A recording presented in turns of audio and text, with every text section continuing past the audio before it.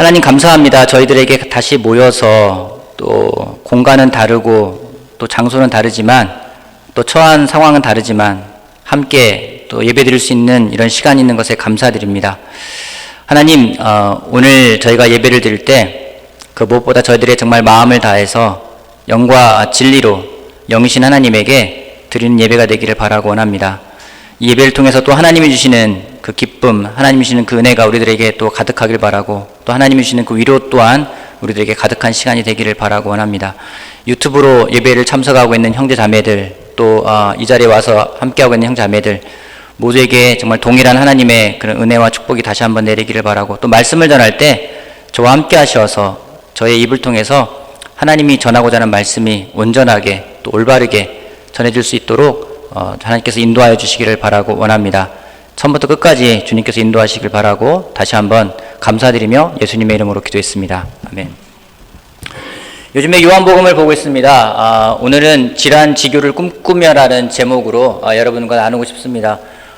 여러분, 질환지교를 꿈꾸며라는 이거를 아시는 분들은 아마 1970년대생 그 이전 분들이 아닐까 생각이 들어요. 예전에 중학교 때 노트를 보게 되면은 그렇게 되게 가상의 아리따운 그 소녀 그림이 있고 거기에 막 시도 써 있었고 그런 부분이 있었는데, 그때 한때 유행했던 그런 시 중에 한 가지입니다.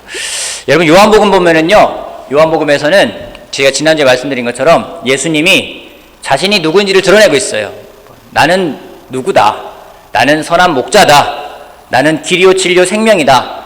라면서 예수님이 어떤 분인지 나는 누구누구다 라는 표현을 쓰고 계십니다. 예수님은 왜 자신이 어떤 분인지를 말씀하고 계신 걸까요? 예수님은 나는 선한 목자다. 왜 그렇게 표현하시는 걸까요? 나는 양의 문이다. 왜 예수님을 그렇게 자꾸만 표현하는 걸까요? 우리 아기가 태어나면은 부모는 아기한테 내가 네 부모야 라는 것을 알려주기 위해서 노력을 합니다. 그죠? 아이가 태어나면은 아빠 해봐, 아빠. 내가 네 아빠야, 아빠 해봐라고서 정말 귀에 못이 박일 정도로 계속 아빠니까 애가 어느 날 아빠라는 말을 하게 되는 거예요. 또 엄마는 또 이해 질서라, 엄마 해봐. 그래서 계속 엄마라는 걸 이야기를 해요. 여러분, 부모가 아이한테 내가 네 엄마야, 내가 네 아빠야 라는 걸 계속 이야기를 합니다. 누굴 위해서 그렇게 하는 걸까요? 누굴 위해서? 그 아기를 위해서 그렇게 하는 거예요. 아기가 이 사람이 내 아빠구나, 이 사람이 내 엄마구나라는 그 정체성이 명확해지면은 거기로부터 얻어가는 안정감은 이루 말할 수가 없는 부분입니다. 자신을 돌보고 있는 사람이 어떤 사람인지, 얼마나 마음이 따뜻한 사람인지, 얼마나 사랑하는 사람인지를 알려주는 거는 그 아이에게 안정감을 줍니다. 마찬가지로 예수님이 나는 이러이러한 사람이야 라면서 예수님이 때로는 알아들을 수 없을 정도의 그런 표현까지 쓰시면서도 말씀하고 계십니다. 나는 선한 목자다. 나는 양의 문이다. 나는 길이요 진리요 생명이다. 나는 부활이고 생명이다. 또 나는 포도나무다 라는 말씀을 하시면서 예수님이 어떤 분이고 또한 우리들은 어떤 분인지, 우리가 또 믿는 분은 어떤 분인지를 알려주고 계십니다. 지난 시간에는 예수님이 나는 포도나무다 라고 말씀하셨어요. 우리는 뭐라고요? 너희는 가지다 라고 말씀하셨어요. 우리가 가지라면은 가지는 나무에 붙어 있어야만 합니다. 가지가 나무에 붙어 있지 않으면은 죽는다고 성경은 써 있어요. 그리고 그 써 있지 않은 것들은, 죽은 것들은 나중에는 땔감으로 쓴다고 성경은 이야기하고 있습니다. 그래서 예수님은 계속해서 내 안에 머물러라, 내 안에 머물러라, 내 안에 머물러라 라는 표현을 쓰면서 계속 내가 머물고 너희는 나한테 머물고 계속 머물고라는 표현을 지난번에 봤듯이 11번을 표현한다고 제가 이야기를 했습니다. 제가 11번을 요한복음의 그 15장에만 11번이라는 그 머물다, 그 remain이라는 단어가 나온다고 하니까 사람들이 또 직접 세보는 사람들이 있는 것 같아요. 전 되게 감사합니다. 그 베레아 같은 사람이라 마음이라는 생각이 들어요. 이렇게 정말인지 아닌지 꼼꼼하게 물어보는 거, 확인하는 거. 하지만 너무 의심하지 않기를 바라겠습니다. 가지가 나무에 붙어 있어야 되는 이유는 명확합니다. 열매를 맺기 위해서예요. 그래서 농부이신 하나님은 처진 가지를 들어올리기도 하고 손질하기도 합니다. 가지치기를 합니다. 쉬운 시간 아니지만은 열매를 풍성히 맺게끔 하기 위해서 하나님은 따뜻한 사랑의 손길로써 우리를 돌보고 계시는 것을 지난주에 같이 배울 수 있었습니다. 나무가, 가지가 열매를 맺으면 나무가 영광을 받는 것도 아니고 가지가 영광을 받는 것도 아니고 정말 그 열매를 맺게 한 농부가 영광을 받는 것처럼 우리가 열매를 맺을 때 하나님이 영광을 받으시는 부분임을 우리가 잘 알고, 그러기에 무엇보다 우리가 예수님에게 그 나무에 가지인 우리가 딱 달라붙는 것, 떨어지지 않고 딱 달라붙는 것이 가장 중요한 부분을 여러분 다시 한번 기억하기를 바라겠습니다. 오늘은 계속 이어서 보도록 하겠습니다. 요한복음 15장 9절 말씀부터 보겠습니다. 요한복음 15장 9절 10절 말씀. 이 자리에 와 계신 분도 계시니까 우리 같이 한 목소리로 9절 10절 말씀 같이 한번 읽어보도록 할게요. 요한복음 15장 9절에서 10절 말씀. 요한복음 15장 9절. 자, 아버지께서 같이 보도록 할게요. 시작. 아버지께서 나를 사랑하신 것과 같이 나도 너희를 사랑하였다. 너희는 내 사랑 안에 머물러 있어라. 너희가 내 계명을 지키면 내 사랑 안에 머물러 있을 것이다. 그것은 마치 내가 내 아버지의 계명을 지켜서 그 사랑 안에 머물러 있는 것과 같다. 우리 보고 머물러 있어라. 가지는 나무에 딱 붙어 있어야 된다. 머물러 있어야 된다. 라고 말하고 있어요. 근데 예수님이 친절하게 그럼 우리가 어디에 머물러 있어야 되느냐에 대해서 말씀하고 있습니다. 9절 말씀에는 이런 말씀이 있어요. 너희는 내 사랑 안에 머물러 있어라. 예수님의 그 사랑 안에 머물러 있어야 된다고 얘기를 하고 있습니다. 그러면 또 궁금하잖아요. 그럼 사랑 안에 머물러 있는 건 뭐야? 사랑이 머물러 있다는 건 어떤 거지? 라고 말하니까 10절에서 말씀하고 계세요. 너희가 내 계명을 지키면 내 사랑 안에 머물러 있는 것이다 라고 말씀하고 있어요. 예수님의 사랑 안에 머물러 있는 것은 예수님의 계명을 지키는 거라고 이야기를 합니다. 그럼 또 그 계명은 뭐지? 그 계명은 또 뭡니까? 12절 볼게요. 내 계명은 이것이다. 내가 너희를 사랑한 것 같이 너희도 서로 사랑하여라 라고 말씀하신 거예요. 여러분 13장, 14장, 15장에서 예수님이 마지막으로 정말 이 세상에서 고별 설교를 하실 때 하시는 말씀이 계속 반복되는 거예요.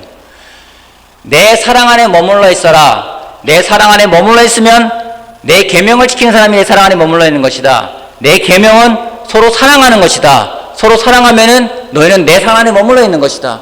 돌고 도는 말이죠. 이해가 되십니까? 예수님 안에 머물러 있는 것은 예수님을 사랑하면서 사랑 안에 머물러 있는 것이고 계명을 지키는 것이고, 그 계명은 서로 사랑하는 거고, 서로 사랑하는 것은 예수님을 사랑하면서 머물러 있는 것이고, 계속 반복되어 있는 부분들이 그런 부분들이에요. 돌고 도는 말씀이라는 생각이 듭니다. 결국에는 그래서 한마디로 말하면은 너희는 결국 서로 사랑하여라. 너희가 서로 사랑하는 것이 내 사랑 안에 머물러 있는 것이고, 내 사랑 안에 머물러 있을 때 그 가지는 풍성한 열매를 맺게 되어 있다라고 계속해서 말씀하십니다. 여러분 이 말씀을 들으면 어떻습니까? 내 계명을 지켜라. 내 계명은 너희가 서로 사랑하는 거야. 서로 사랑해. 그러면 너희는 내 사랑 안에 있는 거야. 이 말을 들으면 여러분들은 어떻습니까? 부담이 되십니까? 아니면은 막 동기부여가 되십니까? 예수님은 왜 우리들한테 이렇게 말씀하시는 걸까요? 계속해서 13장부터 시작해서 14장, 15장 계속해서 제자들한테 하셨던 말씀은 무엇인지 결국 서로 사랑하라는 걸 계속 말씀하고 계신 거예요. 표현을 달리하지만은 계속해서 말씀하십니다. 왜 이렇게 말씀하시는 걸까요? 여러분 서로 사랑하라는 말을 하면은요, 솔직히는 부담감이 드는 것도 사실입니다. 모르겠습니다. 저는 부담감이 들 때가 있어요. 서로 사랑하여라. 그것은 내가 너한테 주는 계명이다. 그러면은 계명이기 때문에 해야 된다는 생각이 들 때가 있어요. 근데 예수님은 왜 이렇게 말씀하신 걸까요? 정답은 교과서에 있습니다. 11절 말씀. 내가 너희에게 이러한 말을 한 것은 내 기쁨이 너희 안에 있게 하고 또 너희의 기쁨이 넘치게 하려는 것이다. 예수님이 왜 서로 사랑하라고 하셨는지, 서로 사랑할 때 내 안에 머무는 것이 무엇인지, 그것은 너희에게 기쁨이 넘치게 하게끔 하기 위해서라고 말씀하고 계세요. 이 말씀을 준비하면서 저에게 질문해 봤어요. 호야, 기쁘니? 여러분에게 동일한 질문을 해보고 싶습니다. 여러분, 기쁘십니까? 억지로 막 기뻐하려고 노력하는 사람이 있는지 모르겠어요. 기쁘십니까? 솔직히요, 제가 요즘 기쁘지가 않아요. 머리에 생각도 많고 해야 될 일도 많고 여기저기 만나야 될 사람도 많고 도와줄 사람도 많고 기쁘지가 않아요. 코로나기 때문에 사람들을 안 만나면 좀 더 여유 있는 생활을 할 수 있지 않을까 생각했는데 이거는 그게 아니라 더 많이 만나야 되는 것 같은 생각이 들어서 더 많이 줌으로 만나기도 하고 통화하기도 하고 더 바쁘게 보내고 있습니다. 특별히 10주년 기념 예배를 아까 제가 영상을 보여드리겠지만 준비하면서 스스로에게 질문해 봤어요. 호야, 기쁘니? 한편으로는 기대는 되는데 너무 기쁘다, 즐겁다 그런 생각은 솔직히 안 들어요. 왜일까요? 여러분, 저는 왜 기쁘지 않은 걸까요? 여러분은 기쁘십니까? 기쁘지 않다면 여러분은 왜 기쁘지 않으신 겁니까? 여러분이 가정에서, 여러분의 직장에서, 여러분의 가족관계에서 기쁘지 않다면 기쁘지 않은 이유는 무엇 때문일까요? 제가 내린 결론은 그겁니다. 내가 사랑하고 있는가? 라는 질문을 다시 해보는 거예요. 내가 과연 사랑으로 하고 있는가? 최근에 교회에 대한 또 제 설교에 대한 피드백을 좀 여러 사람에게 많이 구하고 있고 듣고 있습니다. 감사하게 많은 분들이 설교에 대해서 좋은 반응을 해주시고 말씀을 잘 받아들이고 있는 부분이 있어서 감사한 부분도 있습니다. 하지만 그런 이야기도 들었어요. 교회가 좀 세상적이 되어 가는 게 아닌가 하는 생각이 든다고. 예전 처음 그리스도교회 왔을 때 정말 세상만 다르구나 라는 걸 느꼈는데 요즘에는 별반 다를 바가 없는 게 아닌가 라는 말을 듣기도 합니다. 그 이야기를 들으면 제 마음에서는 좀 방어적인 부분도 나오는 게 사실입니다. 얼마나 열심히 노력하고 있는데 라는 생각이 들어요. 항상 이야기할 때는 개인적으로 받아들이지 말라고 말을 하지만은 저는 그런 얘기를 들으면은 책임감 때문에 개인적으로 받아들일 수밖에 없습니다. 근데 어제 곰곰이 생각을 하면서 또 아침에도 일어나서 곰곰이 생각을 하면서 왜 그런 이야기가 들리는 걸까라는 생각을 해보게 되었습니다. 여러분, 교회가 세상적이 된다라는 것은 뭘 의미할까요?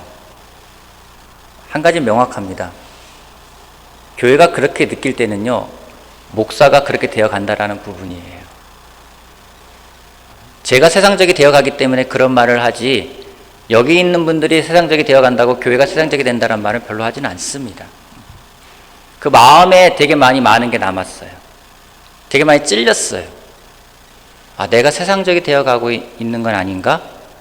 내가 많은 일들을 하면서 많은 걸 배우고 많은 부분들을 가르치면서 과연 내가 어떻게 대하고 있는가?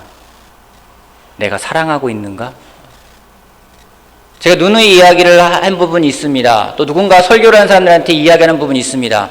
이 단상에 올라와서 성찬을 나누건 헌금을 나누건 사람들을 환영을 하건 제가 그 사람들한테 항상 하는 말이 있습니다. 어떤 마음을 가져가야 될지 너의 말을 듣는 사람들을 사랑하라고 이야기를 했어요. 과연 내가 그렇게 하고 있는가? 예수님은 기쁨이 넘치셨던 분이십니다. 예수님은 본인이 전하는 말씀을 나눌 때 말씀 듣는 사람들을 그 누구보다 사랑하셨던 분이십니다. 그러기에 예수님에게는요, 기쁨이 넘칠 수밖에 없었어요. 제가 회개하는 부분이 그 부분입니다. 앞으로 더 봐야 되고 제 마음을 더 들여다 봐야 되고 제 마음에서부터 더 정말 무엇인지를 더 끄집어내야 되고 그리고 제가 더 회개하고 싶은 부분이 그 부분입니다. 내 마음에는 과연 무엇이 있는가? 내 마음에 정말 사랑이 있는가? 이 교회에 대한 사랑, 형제자매들에 대한 사랑, 하나님에 대한 사랑이 얼마나 더 커지고 있는가를 다시 한번 들여다보는 시간을 갖고자 합니다. 오늘 여러분들은 어떠십니까? 여러분들이 하고 있는 일이 책임감이나 의무감으로 할 수 있습니다. 가족을 돌보는 것도 책임감이나 의무감으로 할 수 있습니다. 하지만 사랑하는 마음이 없다면 그것은 결코 오래가지가 않습니다. 로마서 12장 9절에는 이런 말씀이 있습니다. 사랑에는 거짓이 없어야 합니다. 현대인의 성경에는 다른 표현이 되어 있습니다. 사랑은 순수해야 합니다 라고 표현하고 있습니다. 사랑은 순수해야만 한다는 것이 저한테 개인적으로 하나님이 주시는 메시지라는 생각이 들었습니다. 이 설교 말씀은 하나님이 저한테 주시는 메시지라는 생각이 들었어요. 호야, 사랑은 순수해야 되는 거란다. 그런 마음이 들기에 다시 한번 제 마음을 돌아보고 정말 그 사랑했을 땐 기뻐요. 여러분, 사랑하면은 피곤하지도 않지 않습니까? 사랑하면은요, 정말 그 야근을 하건 뭐하건 내가 사랑하는 사람 만날 때는요, 그 온갖 힘든 일을 버려도 갈 때는 즐거워요. 만나면 기뻐요. 사랑하는 마음으로 집에 들어갈 때는요, 집안이 너무나 기쁩니다. 즐겁습니다. 하지만 사랑이 없으면은요, 책임감, 의무감으로 집에 들어가는 일은요, 정말 괴로운 일이에요. 무엇인가를 할 때 책임감, 의무감으로 하는 것과 사랑으로 하는 것은 정말 천양지차입니다. 여러분, 우리 마음속에 다시 한번 이 사랑하는 마음이 어떤 것인지를 한번 돌아보는 시간이 되었으면 좋겠어요. 코로나로 인해서 떨어졌지만은 진짜 사랑하는 것이 무엇인지를 다시 한번 돌아볼 수 있는 그런 시간이 되기를 바라겠습니다. 사랑으로 하면은요, 기쁨이 넘친대요. 사랑으로 하면은 기쁨이 넘칩니다. 예수님이 그러기에 예수님이 그 사랑으로 기쁨이 넘쳤던 기쁨을 우리들에게 나눠주고 싶기에 계속해서 사랑해라, 내 계명을 지켜라, 사랑해라, 그 말씀을 반복하고 있다는 생각이 듭니다. 여러분, 먼저 저를 위해서 기도해 주시기 바랍니다. 제가 더 순수한 사랑을 가져갈 수 있게끔 여러분 기도해 주시길 바랍니다. 또 아울러서 우리 모두가 더 정말 순수하게 사랑할 수 있는, 정말 그 계명이 아니라 사랑이 될 수 있도록 다시 한번 돌아볼 수 있는 그런 시간을 갖기를 또한 권하고 싶습니다. 아멘. 그러면 질문이 생깁니다. 사랑하는데 누구를 사랑해야 될 것인가? 예수님이 계속 말씀하십니다. 12절 말씀. 내 계명은 이것이다. 내가 너희를 사랑한 것 같이 너희도 서로 사랑하여라. 사랑하는 것이 누구신지 계속 이야기하는 게 13절 말씀. 사람이 자기 친구를 위하여 자기 목숨을 내놓는 것보다 더 큰 사랑은 없다. 결국에는요, 누구를 사랑해야 될지 친구를 사랑하라는 거예요.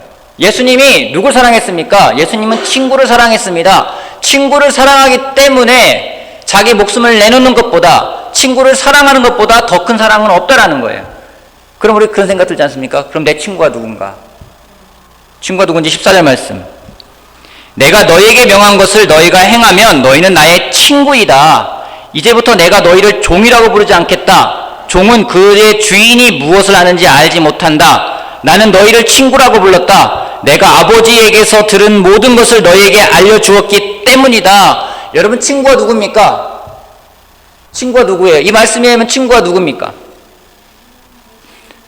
종은 누굽니까? 종은 누굽니까? 종은 주인이 하는 것을 알지 못하는 게 종이에요. 친구는 누굽니까? 주인이 하는 걸 알고 있는 게 친구예요. 이 이야기는 뭔지요? 친구가 누구일까? 친구는 나의 것을 같이 공유할 수 있는 사람이라는 겁니다. 나의 것을 함께 할 수 있는 사람. 나의 것을 공유한다는 얘기는요, 나의 모든 걸 말하는 거예요. 그것은 나의 좋은 것뿐만 아니라 나의 좋지 않은 것까지도 공유할 수 있는 게 진짜 친구라는 거죠. 공유함이 없이는 친구가 될 수가 없습니다. 부부는 가장 좋은 친구가 되어야 된다는 생각을 합니다. 모든 것을 공유할 수 있는 가장 좋은 친구. 여러분, 공유함이 없이 그냥 욕심만 내면은요, 친구가 절대로 될 수가 없습니다. 여러분, 예수님이 주신 그 친구 맺는 방법은 무엇인지 여기 분명히 나와 있는 것은 내가 아버지에게서 들은 모든 것을 너에게 알려주었기 때문에 너희는 나의 친구라는 거예요. 예수님이 제자들을 친구로 삼기 위해서 예수님이 공유했던 것은 무엇인지 아버지께로부터 들은 것, 결국 하나님의 말씀을 친구 사람들과 공유하면서 공유되어진 사람들은 예수님의 친구가 되어졌다라는 겁니다. 예수님은 하나님의 말씀을 중심으로 하나님의 말씀을 공유하면서 친구를 맺었습니다. 하나님의 말씀이 중심이 되면 그 누구와도 친구가 될 수 있다는 것을 예수님은 보여주고 계십니다. 그 사람이 어떤 사람인지, 어부인지, 목수인지, 세리인지, 아니면 열심히 있는 사람인지, 바리스파 사람인지, 그 모든 걸 떠나서 하나님 말씀이 정말 공유될 수 있다면 그 사람은 진짜 친구가 될 수 있다는 거죠. 그 사람이 얼마나 가졌는지가 중요하지 않습니다. 여러분, 우리는 어떻게 친구 만듭니까? 대개 내가 가지고 있는 걸 공유하면서 친구를 만듭니다. 그게 내 비밀을 이야기하면서 친구가 되기도 해요. 내 장점을 공유하면서 친구가 되기도 합니다. 무엇이든지 친구가 되기 위해서는 공유합니다. 근데 공유했던 것이 사라지면은요, 친구 관계도 깨어진다라는 거예요. 권력을 공유하잖아요. 권력이 없어지면 친구 관계는 깨어지게 돼 있습니다. 돈을 공유하지 않습니까? 왠지 돈 있을 땐 제일 친한 친구인 것 같아요. 돈이 없으면은요, 친구 관계도 깨어지는 거예요. 우리가 진짜 이 세상에서 변하지 않는 영원한 친구를 만들고 싶다면은 방법은 한 가지입니다. 영원한 것을 공유할 수 있으면 친구가 되는 거예요. 그 영원한 것이 무엇입니까? 성경은 말씀이라고 이야기하고 있어요. 마태복음 5장 18절에 이런 말씀이 있습니다. 말씀은 없어지지 않을 거라고요. 영원할 거라고 이야기하고 있어요. 또 하나 없어지지 않는 게 뭔지 아십니까? 사랑입니다. 고린도전서 13장 8절 잘하는 말씀입니다. 사랑은 실패하지 않습니다. 실패하지 않는다는 말은요, 죽지 않는다는 말이에요. 끝나지 않는다는 말이에요. 그러기에 사랑은 영원하다는 겁니다. 모든 것이 다 없어지더라도 없어지지 않는 것은 결국 믿음이고 소망이고 사랑이라고 성경은 이야기하고 있습니다. 우리가 이것을 공유할 때는요, 관계는 영원히 지속될 수 있어요. 하지만 없어질 것들을 공유한다면은 그것은 조건적인 관계밖에 안 된다라는 겁니다. 사랑의 속성은요, 없어지지 않는 겁니다. 영원한 거예요. 왜요? 사랑의 속성은요, 하나님의 속성이기 때문에, 하나님은 영원하신 분이시기 때문에 사랑은 결코 없어지지가 않아요. 없어지지 않는 사랑을 공유한다면 우리는 친구가 될 수 있습니다. 여러분은 오늘 무엇을 공유하고 계십니까? 특별히 부부 간에는 무엇을 공유하고 계십니까? 가족 간에는 무엇을 공유하고 있습니까? 공유하고 있는 것이 없어지지 않을 거라면 그 관계는 영원할 수 있습니다. 하지만 잠시 있다 사라질 것을 공유한다면 그 관계는 사라질 수밖에 없는 겁니다. 예수님은 그걸 아셨기에 제자들하고 공유한 것이 무엇입니까? 예수님의 기적을 공유했습니까? 예수님의 능력을 공유했습니까? 좀 나눠주시긴 했어요. 하지만 그것도 나중에는 없어져 버립니다. 예수님의 지식을 공유했습니까? 예수님이 공유한 건요, 하나님이 얼마나 사랑하는 분인지 그 하나님의 사랑을 공유했어요. 그러기에 공유했던 친구들은 자기의 목숨을 내놓으면서까지도 계속해서 친구를 가져갈 수 있었음을 우리가 기억하길 바라겠습니다. 그러면은 이 친구를 또 어떻게 만들 건가? 질문이 생기지 않습니까? 그걸 어떻게 공유하지? 오늘 설교 제목이기도 합니다. 질환지교를 꿈꾸며. 이거는 유한진 씨가 쓴 시입니다. 질환지교를 꿈꾸며. 그 시를 다시 보는데, 시를 보면서 제가 다시 한번 구절들을 좀, 글을 읽으면서 좀 와닿는 것들을 제가 좀 이렇게 편집을 했어요. 한번 같이 보도록 할까요? 이렇게 나와 있습니다. 화면 좀 띄워주세요. 질환지교를 꿈꾸며. 다음 장입니다. 목소리는 안 좋지만 여러분 잘 들어봐 주시기 바랍니다. 저녁을 먹고 나면 허물없이 찾아가 차 한잔 마시고 싶다고 말할 수 있는 친구가 있었으면 좋겠다. 입은 옷을 갈아입지 않고 김치 냄새가 좀 나더라도 흉보지 않을 친구가 우리 집 가까이에 있었으면 좋겠다. 비 오는 오후나 눈 내리는 밤에도 고무신을 끌고 찾아가도 좋을 친구. 밤 늦도록 공허한 마음도 마음 놓고 열어 보일 수 있고, 악의 없이 남의 얘기를 주고받고 나서도 말이 날까 걱정되지 않는 친구가. 다음 장이요. 그가 여성이어도 좋고 남성이어도 좋다. 나보다 나이가 많아도 좋고 동갑이거나 적어도 좋다. 다만 그의 인품은 맑은 강물처럼 조용하고 은근하며 깊고 신선하며 친구와 인생을 소중히 여길 만큼 성숙한 사람이면 된다. 그는 반드시 잘생길 필요도 없고 수수하나 멋을 알고 중후한 몸가짐을 할 수 있으면 된다. 때론 약간의 변덕과 신경질을 부려도 그것이 애교로 통할 수 있는 정도면 괜찮고, 나의 변덕과 괜한 흥분에도 적절히 맞장구 치고 나서 얼마의 시간이 흘러 내가 평온해지거든 부드럽고 세련된 표현으로 충고를 아끼지 않으면 된다. 여러분, 이런 친구 있으십니까? 이런 친구가 있으면 어떨까요? 여러분이 공허할 때 그냥 전화해서 다 들어주고 또 여러분의 정말 마음에 있는 것들을 이야기한다면 여러분 전화하고 난 다음에 그런 생각 안 하십니까? 나 괜히 말했나? 이런 생각 들 때 있지 않습니까? 근데 전혀 그런 생각이 안 들어요. 다 이야기하고도 괜찮아요. 그러면 여러분이 막 화가 나서 막 업돼 있을 때는 막 여러분 거기에 대해서 맞장구 쳐주다가 나중에 정말 날카롭고 세련된 말로 여러분들을 도와줄 수 있는 그런 친구. 우리 그런 친구 원하지 않습니까? 이런 친구 있으면 좋지 않겠어요? 여러분이 친구 어떻게 만들 수 있을까요? 이런 친구를 만들 수 있는 방법 제가 알려드리겠습니다. 여러분이 그런 친구가 되어주면 돼요. 때로는 나한테 저런 친구가 있으면 좋겠다 생각할 때가 있어요. 여러분, 우리가 먼저 저런 사람이 되면 됩니다. 성경에 있는 말씀은 아니지만 제가 좀 되게 확신 있게 믿고 있는 말이 있습니다. 유유상종이란 말이 있습니다. 끼리끼리 논다는 얘기예요.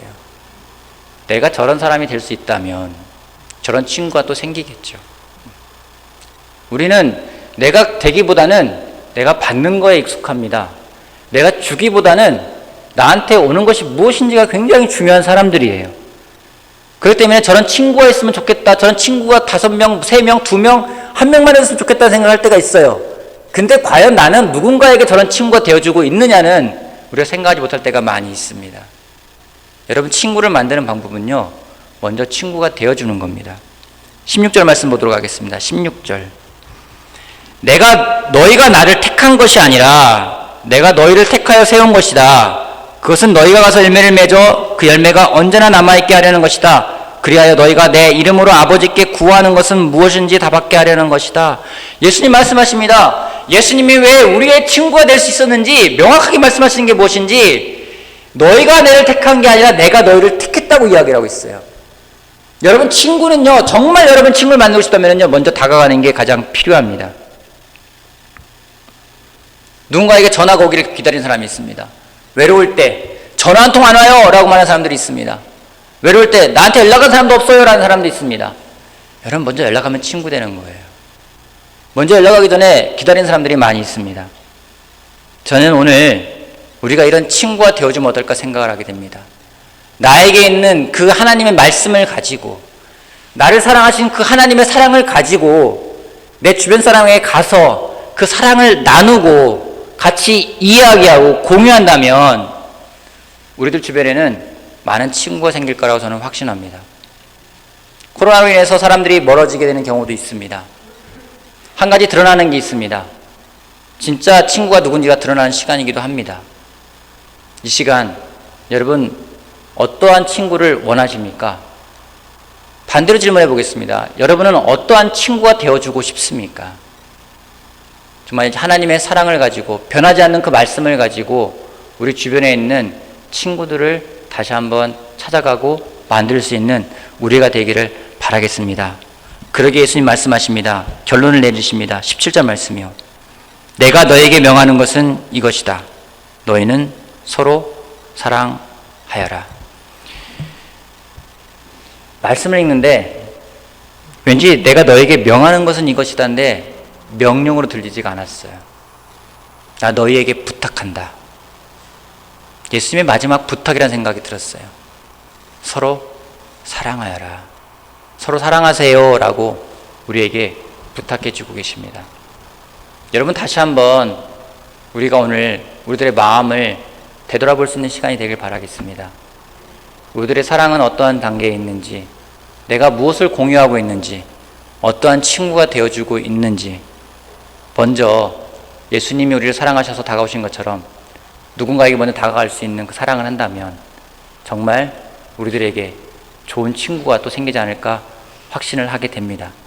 우리 서로 사랑하는 마음으로 서로의 친구가 되어줄 수 있는 한 명 한 명이 되길 바라면서 말씀 마치겠습니다.